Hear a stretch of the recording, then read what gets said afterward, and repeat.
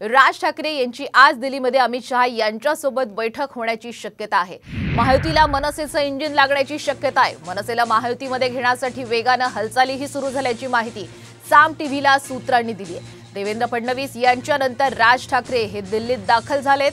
दरम्यान राज ठाकरे हे दक्षिण मुंबईच्या जागेसह 2 जागांसाठी आग्रही असल्याची माहितीही मिळते। युती झाल्यास मनसेला 1 ते 2 जागा मिळण्याची शक्यता आहे। ही जागा मिळाल्यास बाळा नांदगावकर उमेदवार असण्याची शक्यता आहे। तर दुसरीकडे मनसेला लोकसभेची जागा न दिल्यास राज्यसभेची उमेदवारी भाजपकडून देण्याची शक्यताही वर्तवली जाते। त्यामुळे आजच्या या बैठकीकडे संपूर्ण राज्याचं लक्ष असेल। तर फडणवीस हे दिल्लीमध्ये असतानाच राज ठाकरे हे सुद्धा दिल्लीमध्ये आता दाखल होत आहेत आणि मनसे भाजप युतीबाबत आता हालचालींना वेग आलेला आहे। आज अमित शहा यांच्यासोबत बैठकीची शक्यताही वर्तवली जाते आणि जर युती झाल्यास मनसेला 1 ते 2 जागा मिळू शकतात अशी ही शक्यता वर्तवली जाते। त्यामुळे आज नेमकं काय घडतंय याकडे संपूर्ण राज्याचं लक्ष असेल।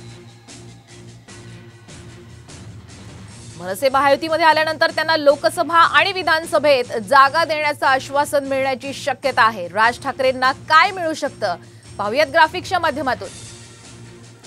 महायुतीमध्ये मनसेला लोकसभेच्या 1 ते 2 जागा मिळण्याची शक्यता आहे। तर दक्षिण मुंबईसाठी मनसे आग्रही असल्याचंही कळतंय आणि दक्षिण मुंबईतून बाळा नांदगावकर हे उमेदवार असण्याची शक्यताही वर्तवली जाते। लोकसभेची जागा न मिळाल्यास राज्यसभेची जागा मिळण्याची शक्यताही वर्तवली जाते। तर विधानसभेमध्ये मनसेला समाधानकारक जागा देण्याचं आश्वासन देण्यात आल्याचंही कळतंय।